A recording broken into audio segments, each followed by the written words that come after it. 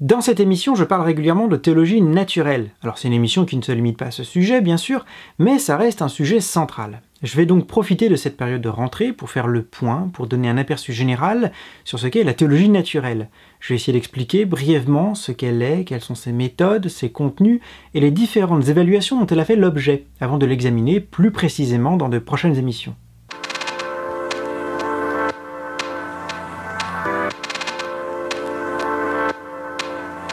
La théologie naturelle est une discipline qui cherche à connaître Dieu, son existence, sa nature, sa volonté et son rapport à la création.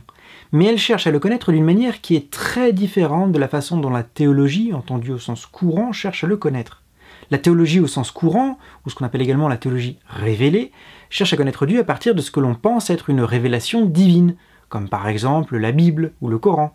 Ces révélations sont appelées révélations spéciales, parce qu'elles ne sont accessibles qu'à certains hommes, selon leur époque ou selon leur région. Avant que la Bible et le Coran ne soient écrits, personne n'en avait eu connaissance, et certaines régions du monde n'en ont eu connaissance que très récemment. Au contraire, la théologie naturelle ne s'appuie que sur ce qu'elle considère être la révélation générale, c'est-à-dire la raison et la nature qui sont universellement accessibles à tous les hommes. La théologie naturelle, c'est donc la discipline qui cherche à connaître Dieu à partir de la raison naturelle et de l'expérience de la nature. La théologie naturelle s'appuie donc sur des prémices rationnelles ou empiriques qui sont évidentes ou probables afin d'établir des conclusions qui devraient être, en principe, acceptables pour toute personne rationnelle. La théologie naturelle, c'est donc une discipline philosophique et non pas théologique entendue au sens de la discipline qui étudie les textes dits révélés. La théologie naturelle utilise les mêmes types de méthodes et les mêmes types d'arguments que ceux qu'on trouve dans les autres champs de la philosophie. Elle est plus ou moins l'équivalent de ce qu'on appelle aujourd'hui la philosophie de la religion dans le monde anglophone, bien que le périmètre de la philosophie de la religion soit un peu plus large quand même. La philosophie de la religion peut par exemple examiner la cohérence d'une vérité dite révélée, ce qui dépasse complètement le champ de la théologie naturelle stricte qui se limite uniquement à ce que la raison peut découvrir par elle-même.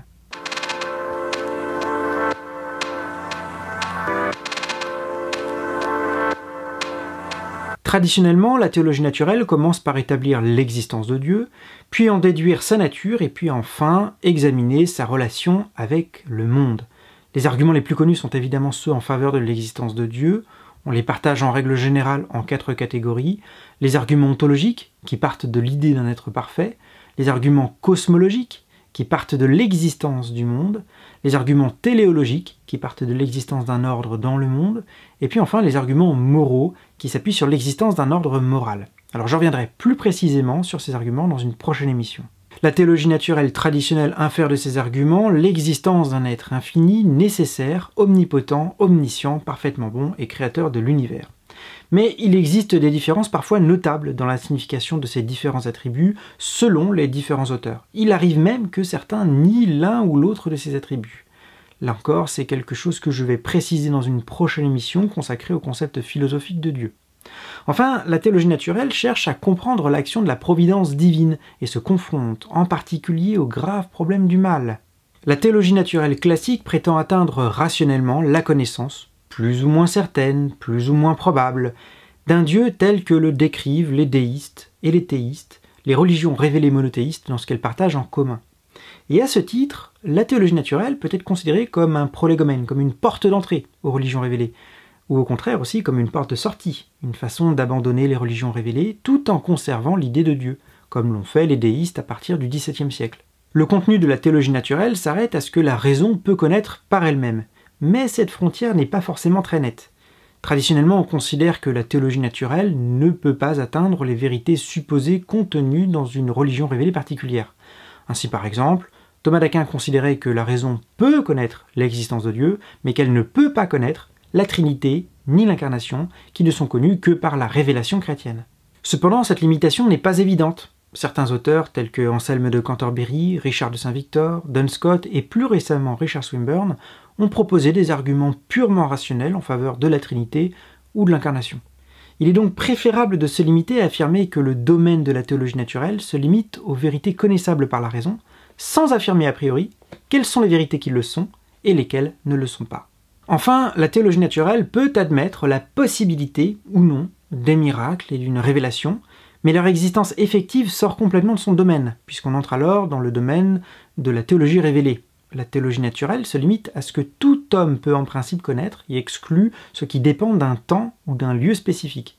Les révélations qui dépendent de considérations historiques, comme par exemple l'existence de Jésus ou l'existence de Mahomet, sont donc en principe exclues.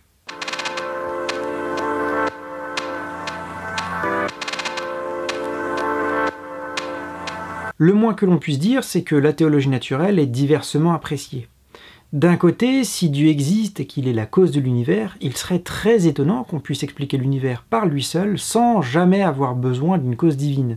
Alors je précise que je ne parle pas de l'hypothèse du Dieu bouche-trou, qui sert à expliquer ce qu'on ignore, mais plutôt de l'inférence d'une cause nécessaire dont seul un être approchant Dieu satisfasse à la description.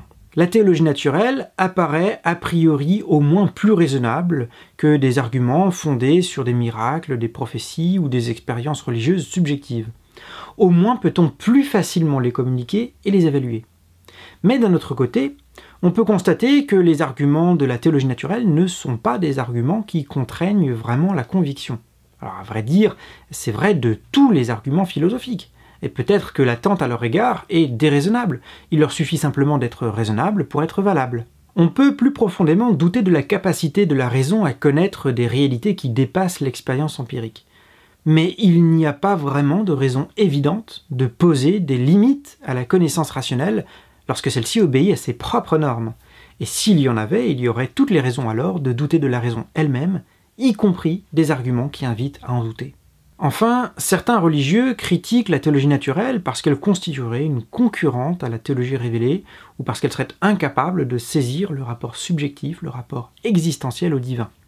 Mais c'est là un faux dilemme, rien n'interdit d'associer les deux. Si la théologie naturelle contredit la théologie révélée, c'est uniquement dans le cas où celle-ci contredit la raison elle-même, ce qui est un argument suffisant pour en préférer l'une à l'autre.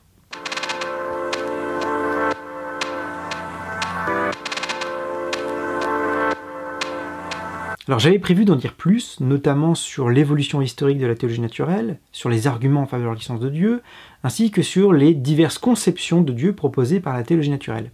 Mais je garde tout cela pour des émissions ultérieures. Pour le moment, ce qu'il faut retenir, c'est que la théologie naturelle, c'est la discipline qui cherche à connaître Dieu à partir de la raison et à partir de l'observation de la nature.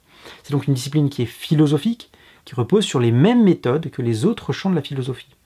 Pour ce qui est de son contenu proprement dit, que je n'ai fait d'ailleurs que honteusement survoler, parce qu'il faut l'avouer quand même, qu'il existe parfois des options assez différentes les unes des autres, eh bien ce contenu je le garde pour une prochaine fois. Si vous avez aimé cette émission, la première d'une série introductive sur la théologie naturelle, n'hésitez pas à la liker et à vous abonner. C'est la rentrée, je sais que c'est difficile d'allonger son doigt jusqu'au bouton like après avoir passé 2 mois affalé sur une chaise longue à siroter une boisson fraîche à l'aide d'une paille, mais je suis de ceux qui pensent que le péché ne détruit pas la nature, il l'affaiblit seulement. Alors on fait un petit effort, on like, on s'abonne, si on a une question, on la pose dans les commentaires, et sur ce on se dit à très bientôt.